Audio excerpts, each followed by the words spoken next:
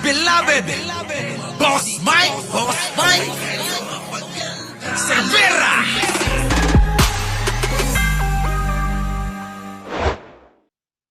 Ayan, eto. Yung isang sample ng panguuto ni Digunyo sa inyo. Oh, tignan nyo naman. Ito rin ha. Kaya lang, masasaktan kayo rito. Kasi real talk to. Oh, real talk to mga DDS. Pakinggan ninyo. Ito na. Alam mo ba, na sa laban kontra droga, may bagong kwento ng tagumpay na hindi lang tahimik, hindi nakakagulat sa laki ng resulta. Oh, nakita nyo? Ang mga proyekto ni Pangulong Bongbong Marcos ay napakatahimik na ginagawa. Hindi nga halos binabalita. Buti na lang at namulat ako sa kakahingi ninyong mga DDS kayo kung anong ginagawa ni Pangulo. Kaya pumasok sa isip ko, sige na nga, kolektahin natin lahat ang ginagawa ni Pangulo, ibalita natin para matauhan kayo. Kaya eto, kita nyo naman, tahimik na nagtatrabaho. Pero, Diyos ko, mala atomic bomb yung resulta ng ginagawa niya. Sumasabog ang mga ulo ng mga DDS dito eh. Kapag ka ito napapakinggan, naririnig yung mga ginagawang mga trabaho, proyekto at pinagkakaabalan ng Pangulo, naku mga kababayan, ewan ko lang kung meron pang hiyayang mga yan. Bigla na lang nawawala eh. Eto na. Pasok. Ano yan? Ano yan? Tahimik na tinarabaho na kagulat-gulat kung paano. Napatahimik ni Pangulong Ferdinand Marcos Jr. ang mga taga-suporta ng dating Pangulong Rodrigo Duterte. Naku, hindi tumahimik! Mali yun! Hindi tumahimik! Sabi napatahimik ang mga dating taga-suporta ni Digong at mga kritiko ni Pangulo. Etong mga kritiko, mga kababayan, hindi naman tumahimik eh. Dahil wala silang maibato, gumagawa ng fake news. Di po ba, mga kababayan? Gumagawa sila ng fake news para merong pandumi dito sa Pangulong napakagwapo't napakabait at napakasinsero para magsilbi sa ating mga Pilipino. Di po ba? Kita nyo yung mga ginagawa nila. Paano leader nila si Digong eh? Kita nyo ginagawa ni Digong. Anong nangyari? Matapos niyang maglabas ng kung ano-anong dokumento. Di ba? Biglang nawala yung boto. Biglang nawala yung gugu. Di ba? Tuloy. Dahil sa tagumpay ng kanyang kampanya laban sa droga, lalong higit ang mga kumakalaban sa ating Pangulo. Hindi lang mas malaki ang nakumpiskang droga, mas makatao rin ang pamamaraan. Wala pang naiulat na namatay sa ilalim ng kanyang pamumuno. Grabe, kita nyo, wala pang namatay samantalang noon, mga kababayan, kauupo pa lang ni Digong. Patayan na dito, patayan na doon. Kaya yung mga tao, halos ayaw nang lumabas ng bahay noon.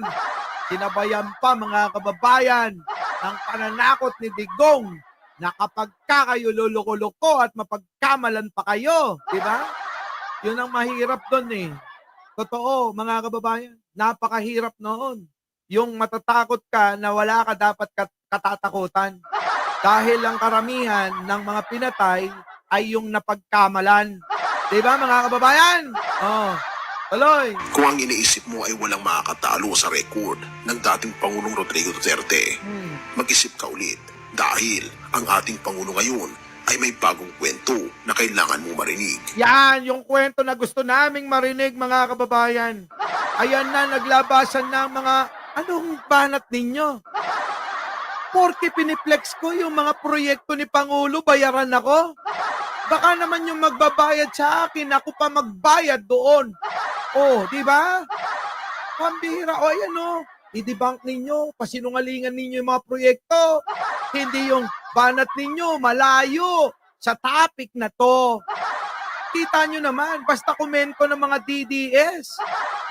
Malayo sa katotohanan. Ang topic natin, napakagandang proyekto, biglang sasabihin bayaran ako. Nung una, hinahanap nyo kung ano proyekto ni Pangulo na yung pinapakita ko. Ang banat nyo, bayaran ako. Anak na pati. Ay! Ibang klase talaga mag-isip ang mga DDS, ano? Ha? Manang-mana kayo kay Digonyo. Walang yan. Argumento, dalhin nyo rito. Argumento, hindi si Argo.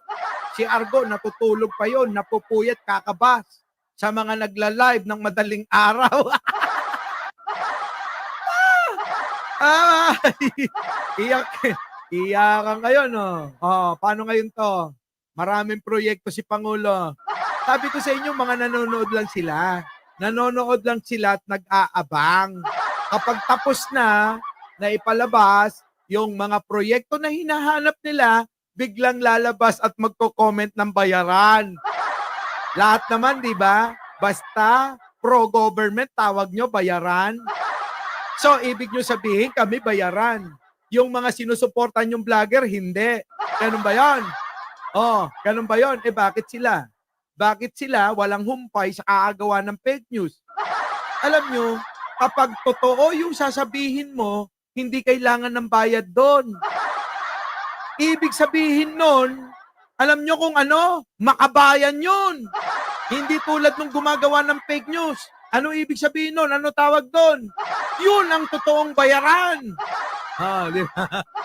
Iyak kayo kapag nakakakita kayo ng mga napakaraming proyekto, ano?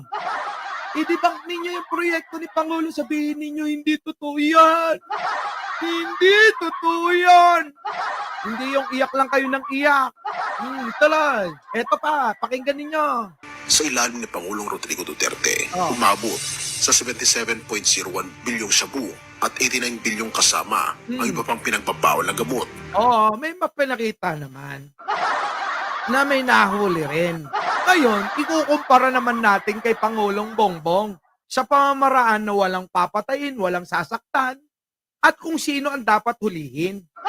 Dahil mga kababayan, nung panahon ni Digong, nakakahuli ng droga, pero hindi mismo yung nagbebenta. Yung mga drug lord, pinapakawalan niya.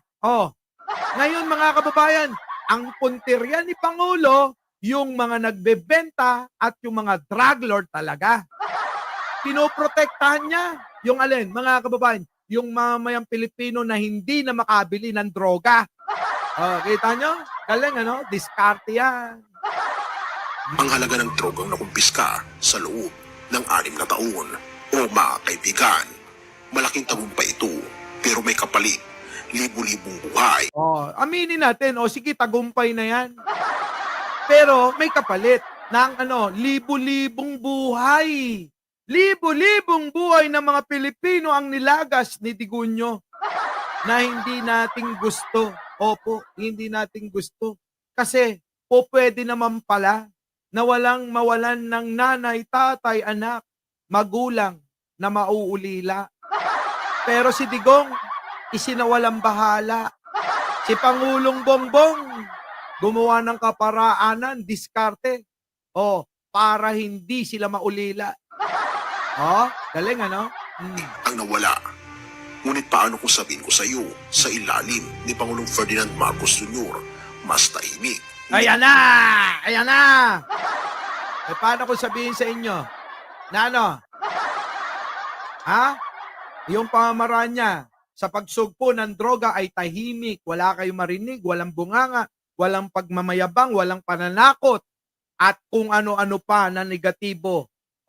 Dito kay Pangulong Bongbong Marcos, wala kayong marinig, tahimik na nagtatrabaho at gumagawa ng diskarte para masawata yung masasamang elemento ng bansa. Totoo, eto na. Mas malaki ang nakamit at walang buhay na nasawi sa operasyon. Correct. Sa unang 3 taon pa lamang kasi ng ating presidente. 3 taon pa lang mga kababayan. 3 taon pa lang, wala pa nga eh. Magta-3 taon pa lang sa June eh.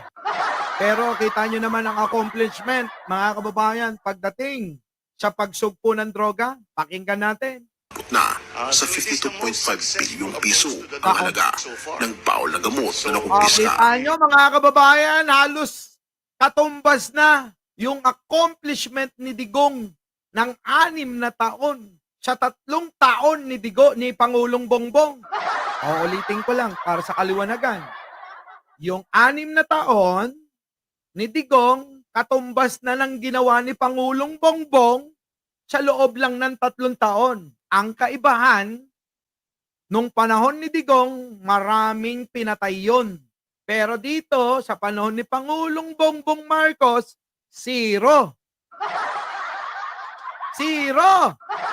At ang mga nahuhuli ngayon, yung mga drug lord, yung mga nagbebenta. Kaya nga, di ba, ngayon usapin, yung mga general, mga pulis, mga sangkot dito ay alagad ng batas sa 6.7 bilyong halaga ng droga na ngayon iniimbestigahan, yung iba umiskapo na at yung iba naka-detain na. O, kita nyo?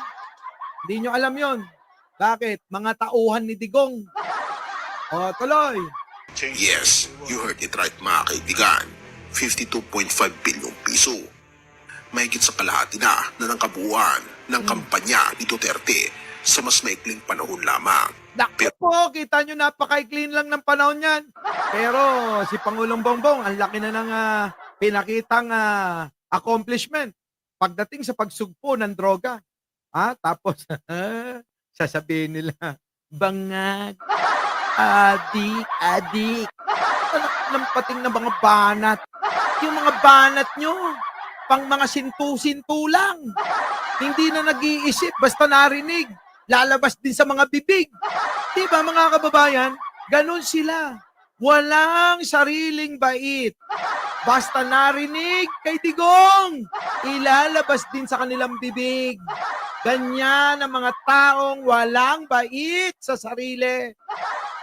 Naniniwala sa sabi-sabi. O, diba? Ganon sila mga kababayan, ano? Mga walang bait kasi sa sarili. Basta narinig, doon sa poon kay Digong, yun din yung ilalabas sa mga bibig. Ganyan ang patunay na kayo'y walang bait sa sarili. Pero ito ang twist. Wala pang namatay sa mga drug bust operations. Walang namatay. Walang mga kung ano-anong masamang nangyari. Pagkus mga nahuli. Sabi ni Jai Sales, baka naman. Oo, 2.1 daw yun na, magto-2.2 na nga eh. Tapos 1.1 lang daw yung nagla-like. Mga kababayan, baka naman bigay nyo na yan bago natin puntahan yung usapin na, nako, banat bay, maharlika at iba pa dahil sa mga fake news nila na binabalita para siraan ng gobyerno, ang kung ano-anong mga ahensya ng gobyerno. Kita nyo, eto na, dumating na yung pagkakataon na kayo ay iimbestigahan na. Idadamay nyo pa kami. Tuloy. Inig, ngunit epektibo. Mas sistematiko ang operasyon, mas malaki ang resulta, at higit sa lahat, mas makatao. Ano ang kanyang strategy? Correct. Ang mahalaga mga kababayan yung pagiging makatao. Tayo yung mga tao din na nila lang sa mundo. Irespeto natin, igalang natin ang buhay ng iba. Lalot-lalot kapwa-tao. Kung ang buhay nga ng mga hayop, hindi ho hayop na si Digong at hindi ho hayop na buhayang si Sara. Yung mga aso, 'di ba? Yung buhay ng mga aso, pusa, daga. Nire-respeto natin yung mga 'yun eh. Pero bakit? Yung buhay ng tao, hindi nyo kayang irespeto. Si Pangulo, lahat nire-respeto. Kahit nga mukha kayong mga kabayo eh. Tignan ninyo, yung mga vlogger na mga tumitira kay Pangulo, pagmasdan yung mga itsura, kulang na lang maging tikbalang eh. Di ba? Totoo naman, Letizia, di ba? Hindi na lang maliliit na tulak ang target. Correct, hindi maliliit na tulak, kundi yung mga big time drug lord talaga. Ang mga big fish ang hinahabol, kabilang ang pagkakagulo ng 5,000 mastermind na big fish, mga drug lord at sindikato na dati halos untouchable sa bagong sistema.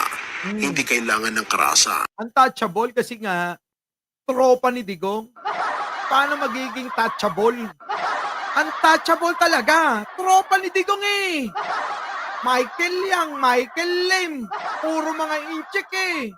Alam nyo naman, pag incheck, kulang na lang i-baby ni Digong eh. At may kasama pang manghihele. Kulang na lang, papalo-paluin siya puwet eh. Sabay kanta ng ano, na na na na na na na na na na na na na. Sabay sahot ng kamay eh. Yung aking party eh. O, di ba? Ay, nako, Digong. Bistado, mga kababayan. O, tuloy. para maabot ng tagumpay. Pero paano ito posible?